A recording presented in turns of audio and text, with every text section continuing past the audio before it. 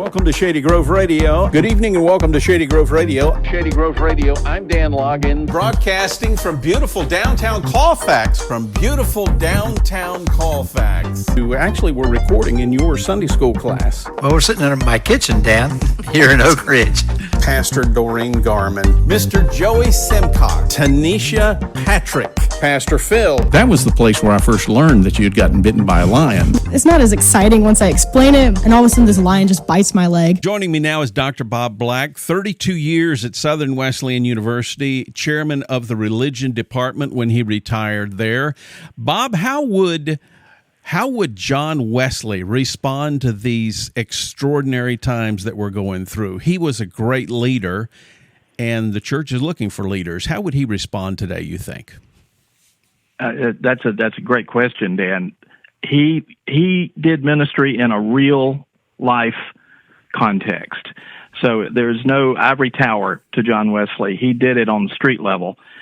And so he had a following of people who were forgotten by everybody else. England at the time had a two-class society. It had the very rich and it had the very poor.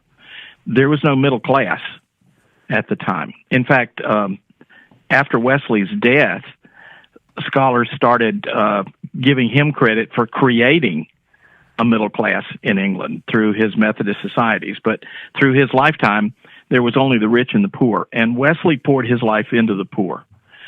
So I say that not because there's a direct parallel to us. We've got a wider economic range than that, of course. But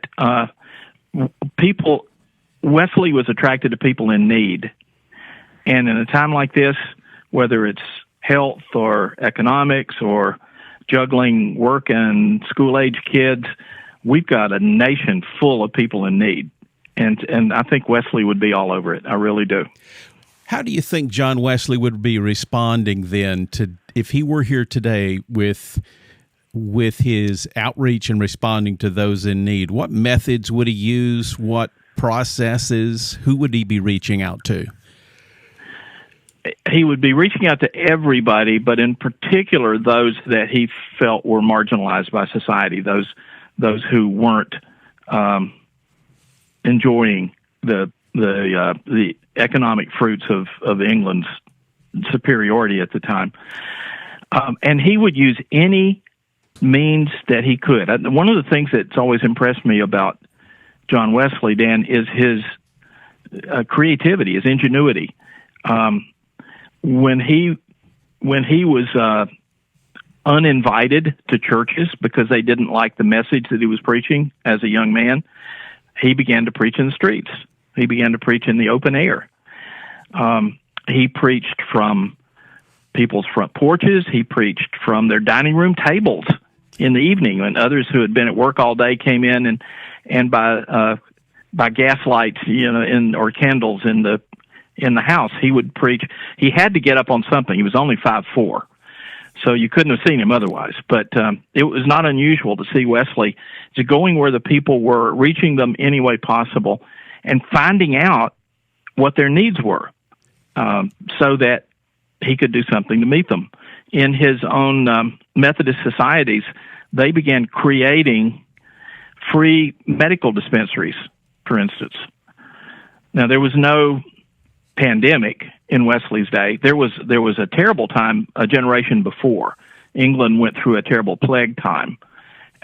But during Wesley's era, there was nothing that universal.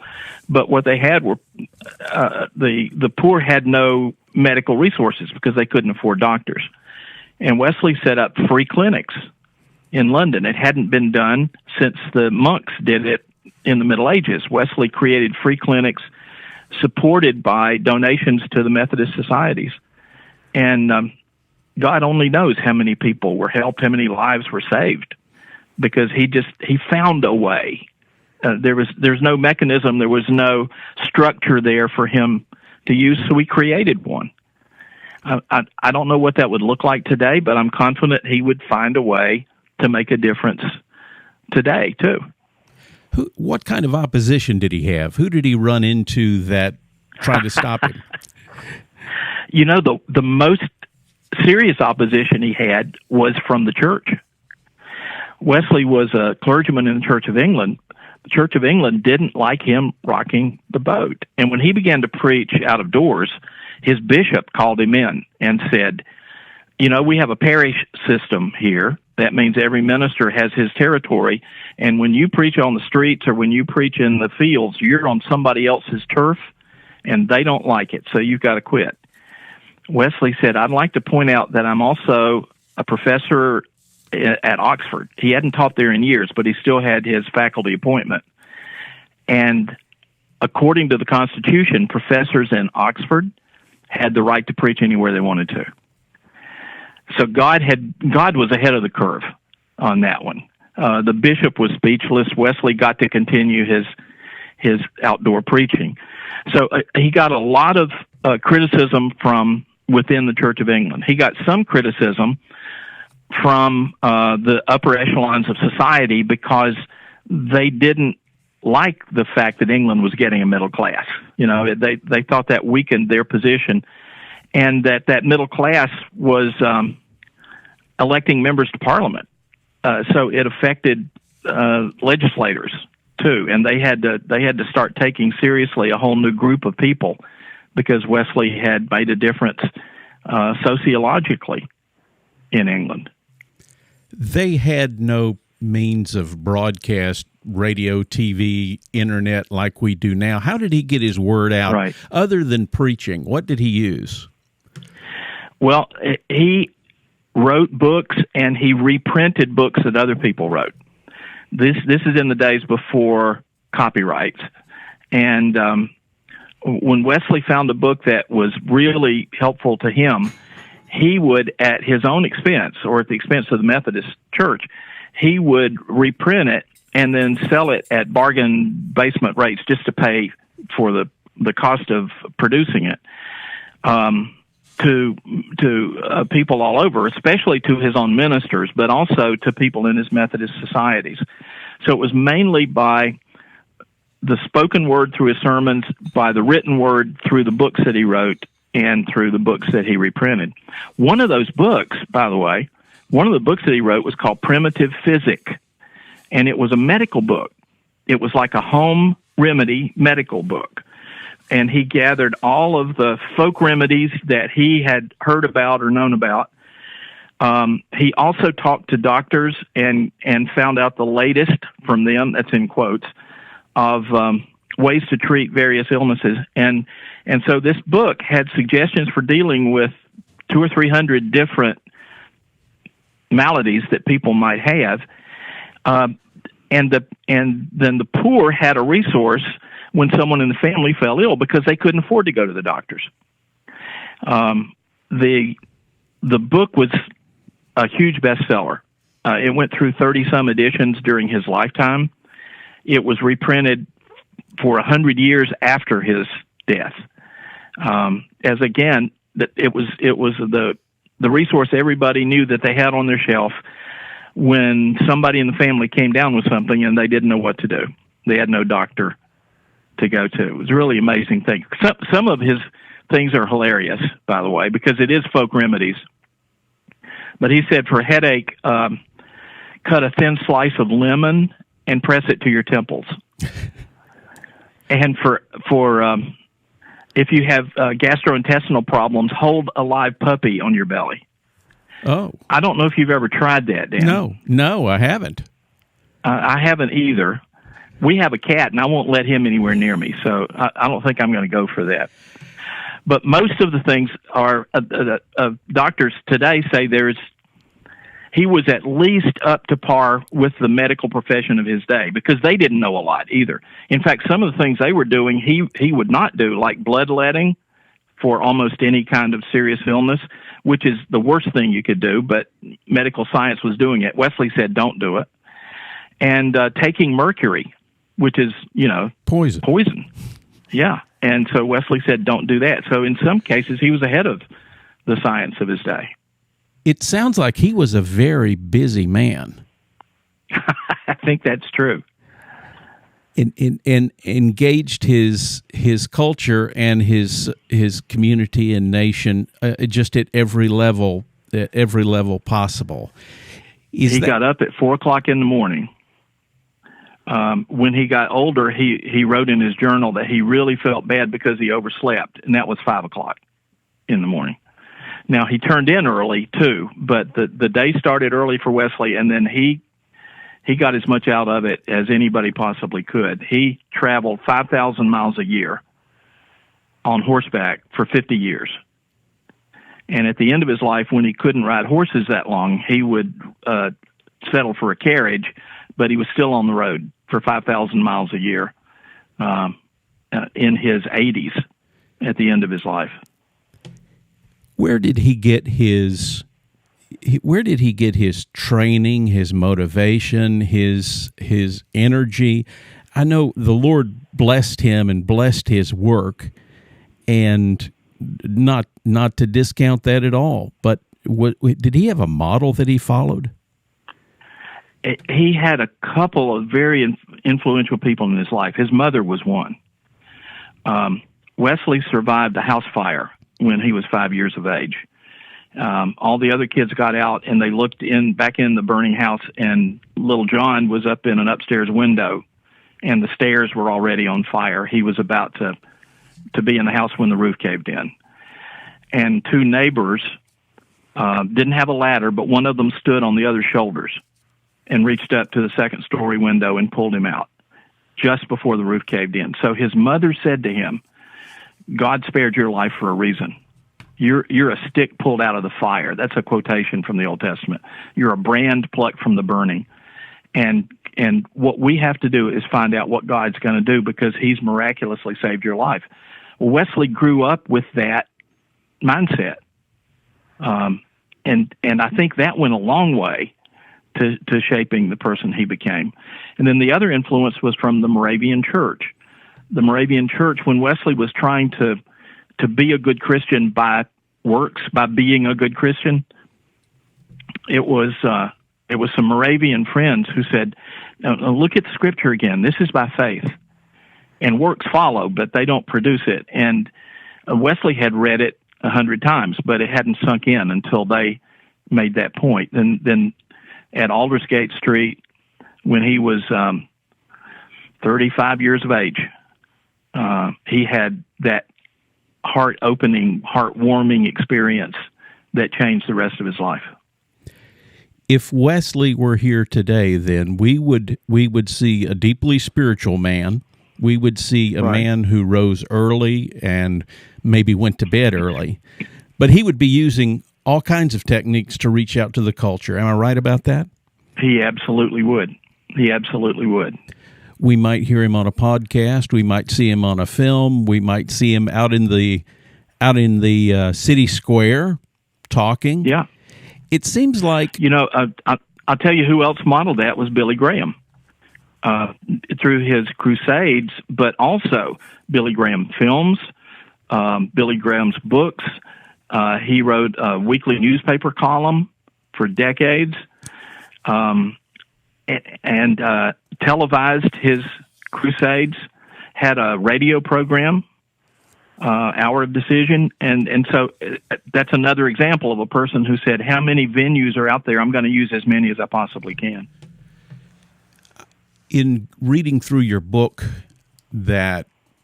I'll just mention the story of the Wesleyan Church, Robert Black and Keith Drury, the excellent history of the Wesleyan Church there. And thank you. And in the process of us preparing for this interview, I didn't bring this up, but let me just bring it up here real fast. I'll just blindside you here with this. I couldn't help but notice going through this that I know the church sometimes is accused of getting into politics, but it seems like the early church and John Wesley were involved in, I guess you could say they were involved in politics in a way. Is that accurate? It is accurate. Both Wesley and the Wesleyan Church were committed to revival, but also reform.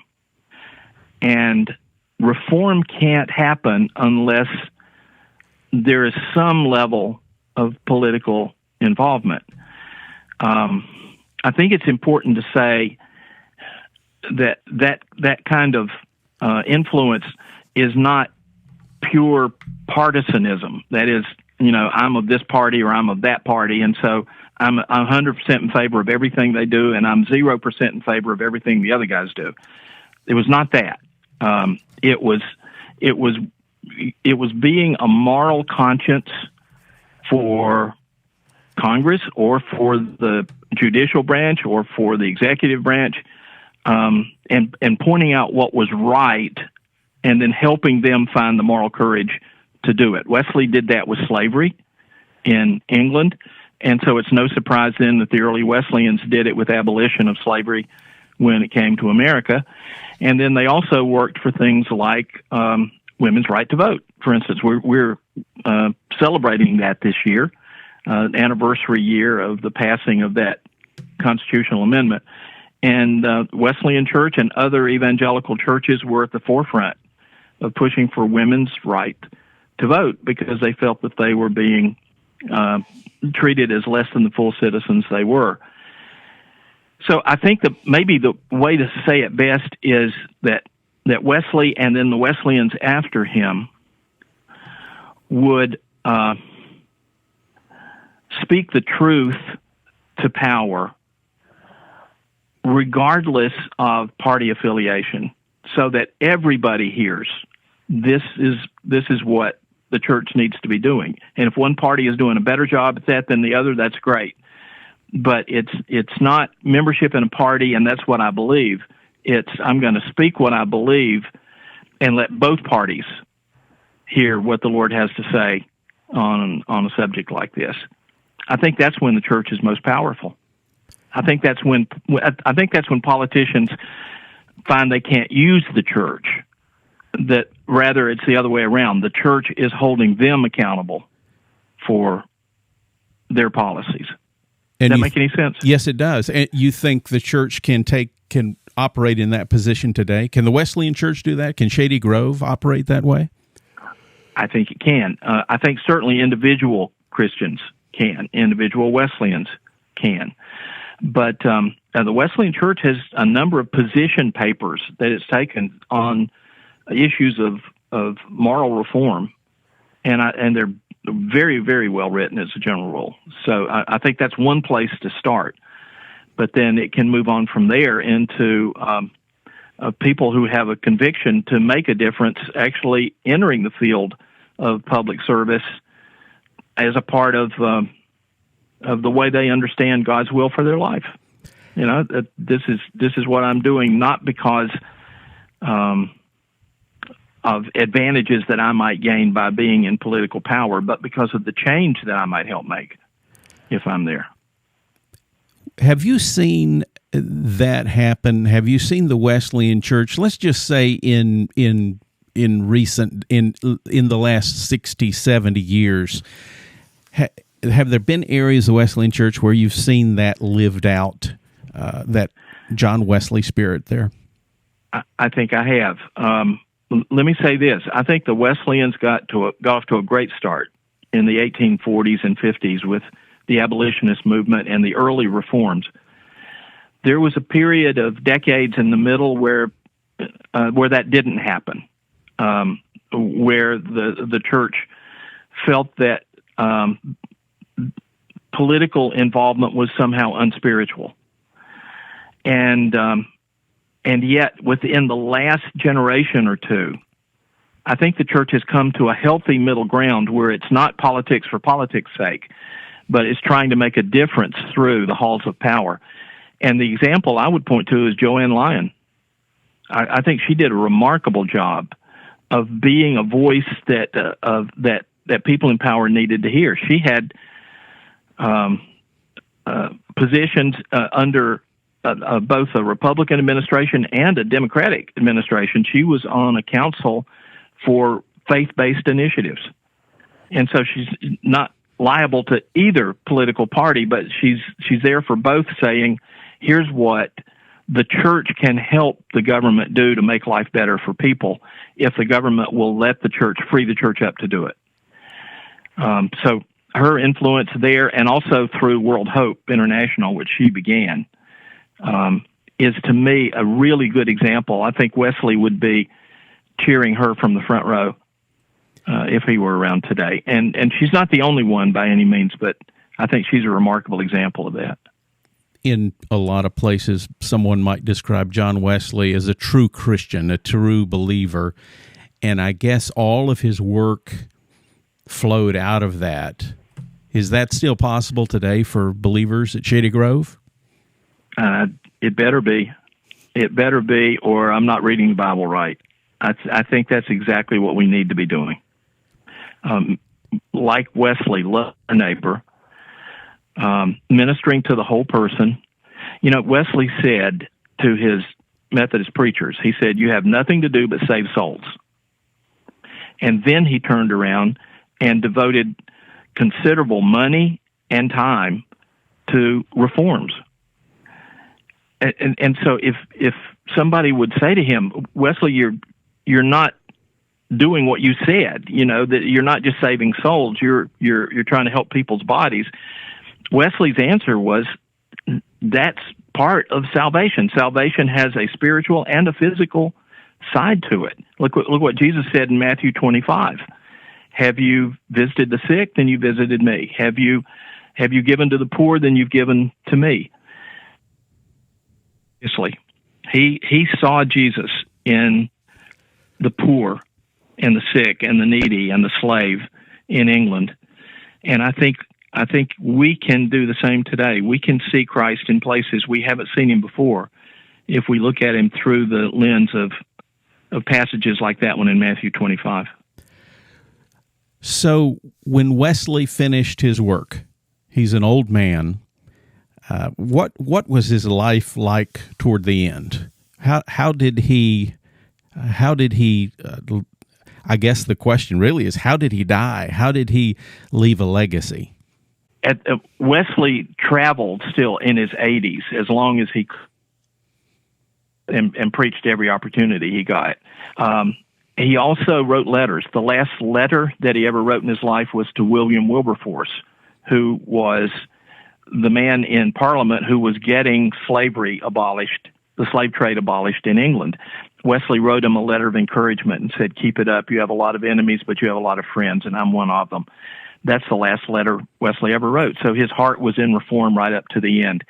He gave away what amounts to basically a fortune in his lifetime. He had made money through the sale of those books that we were talking about a while ago, but he plowed everything he made right back into his ministry. Somebody said, how do you feel about the tax man coming? And he said, basically, let him come. He said, if I die with more than 10 pounds, British pounds, in my pocket, you can call me a thief and a liar. And sure enough, when he died, someone said the inventory was he had a great library of books and a worn-out minister's robe, and that was it. He gave it away. He saw his income in terms not of his being a reservoir for it, but a channel for it to go out to people and to areas of need. He lived and died that model that you were talking about a while ago. They had to have his funeral at 5 o'clock in the morning. And the reason was the crowd would have been so large at a normal hour that they wouldn't have been able to get everybody in or even allow them to hear the service standing on the outside. So they had a 5 o'clock in the morning funeral. I've never conducted one of those. I don't know what that would be like. It sounds like, to sum up Wesley's life, at least from one perspective, is to say he was relevant, did not stand on the sidelines. Absolutely right. Absolutely right. That's a good way to put it.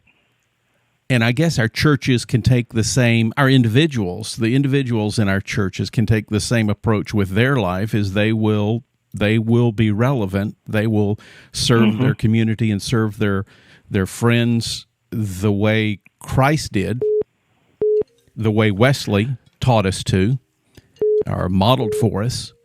And or anybody notices or not, because there's always one who notices. Bob Black, thank you so much for joining us today on Shady Grove Radio for this conversation about John Wesley. I've often wondered when, after we were in isolation and I was able to get my senses for a few weeks, I remember thinking, I really need to talk to Dr. Black and find out how would John Wesley manage this. And I suppose, and how would you manage it? I guess he was a guy. He was a leader who just saw opportunity. That's a good way to put it. That's exactly right. Thank you so much for taking the time to join us on Shady Grove Radio. And when you get a chance, we want to talk to you some more about some other things. It would be my pleasure, Dan. Thanks for what you're doing. Thank you.